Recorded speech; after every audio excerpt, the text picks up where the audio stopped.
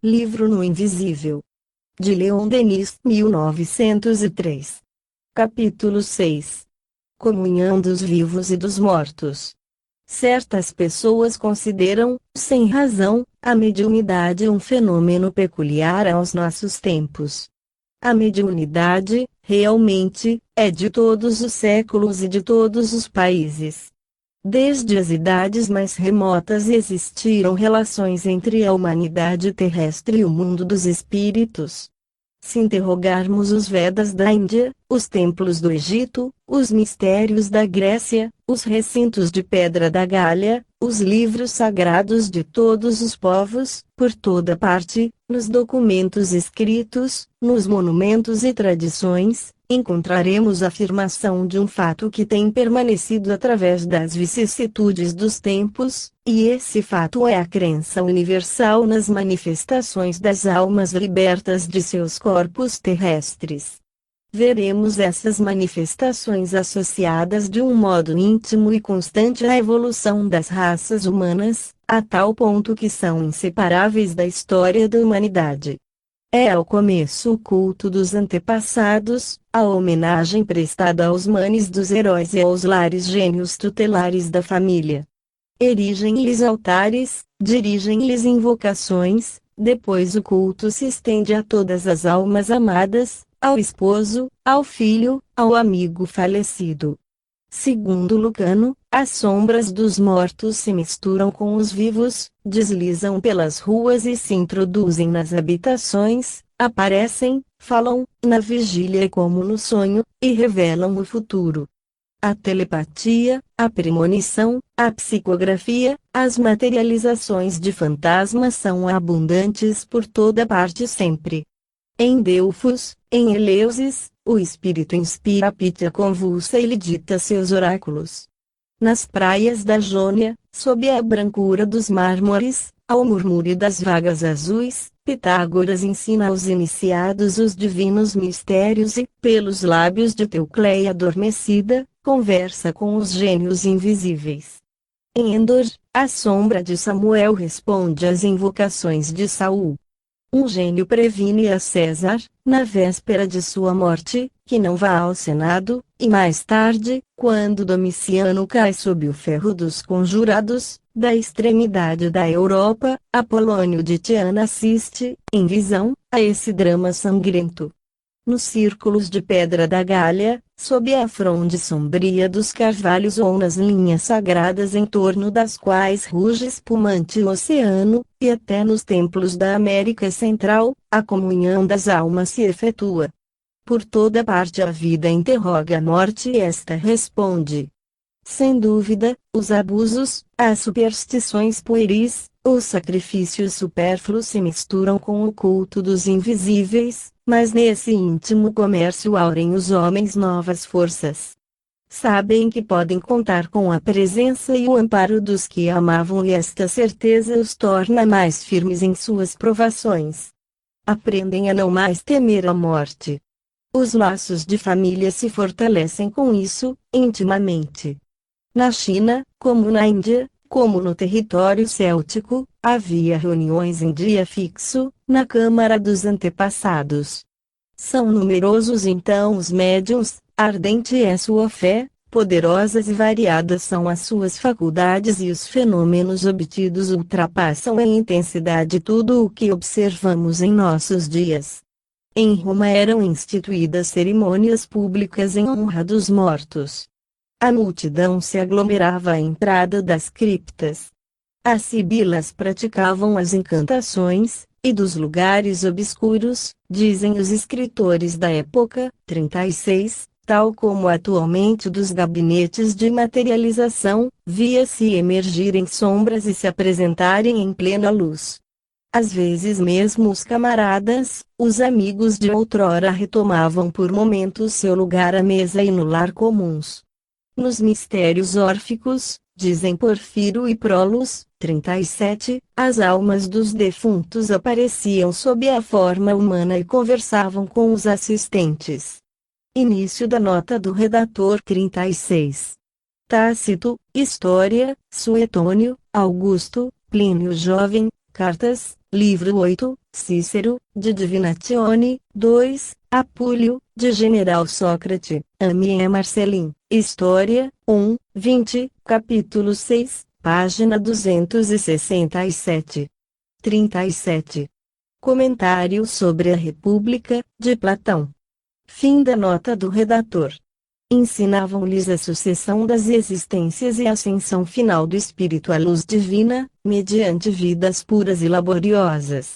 Essas práticas comunicavam aos iniciados uma fé profunda no futuro, incutiam-lhes uma força moral, uma serenidade incomparáveis, transportavam seus pensamentos às regiões sublimes em que tanto se comprove o gênio grego.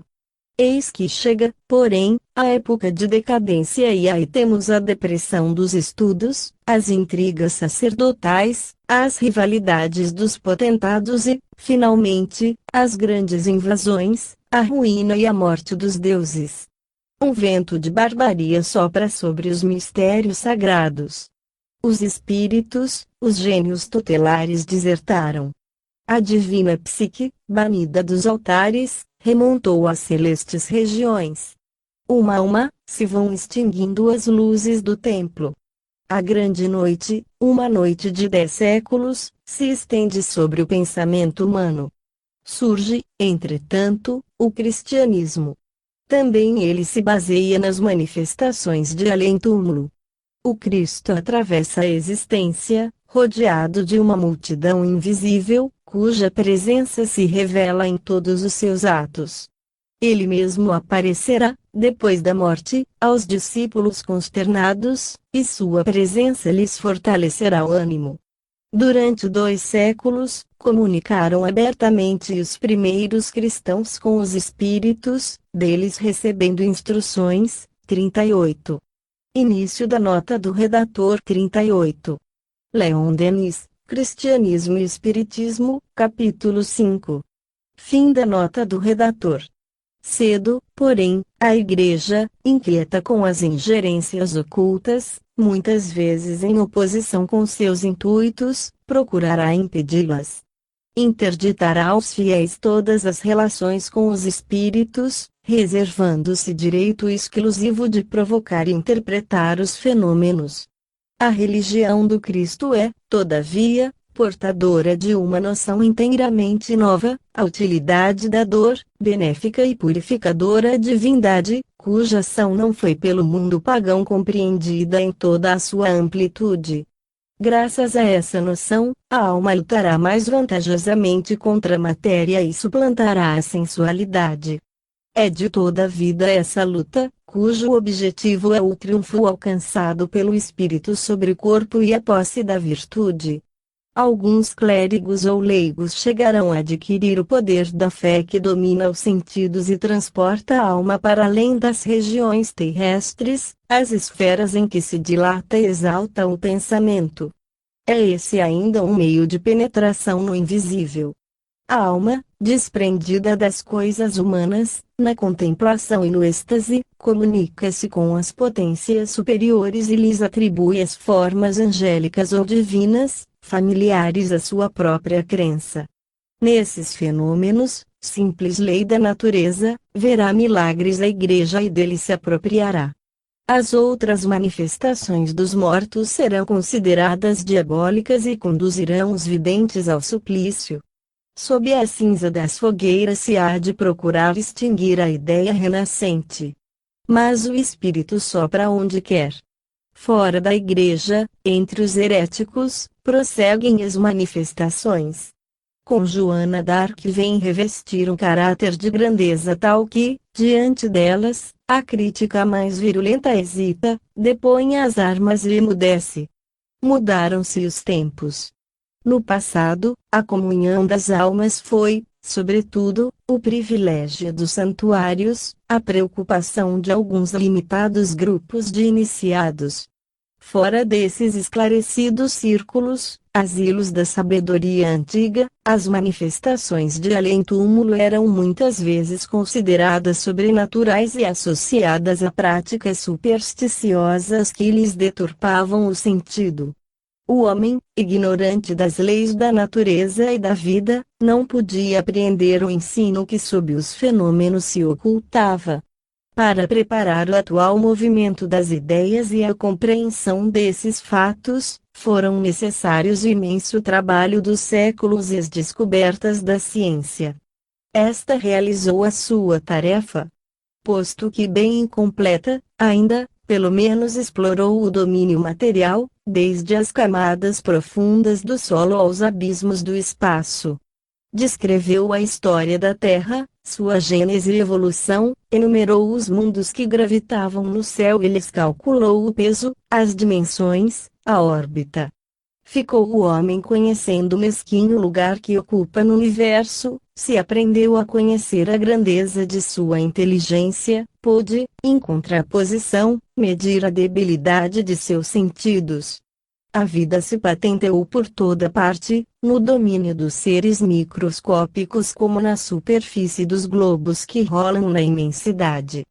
O estudo do mundo invisível vem completar essa ascensão da ciência, rasga ao pensamento novos horizontes, perspectivas infinitas. De ora em diante o conhecimento da alma e de seus destinos não será mais o privilégio dos iniciados e dos doutos. A humanidade toda é chamada a participar dos benefícios espirituais que constituem seu patrimônio. Assim como o sol se levanta visível para todos, a luz do além deve irradiar sobre todas as inteligências, reanimando todos os corações.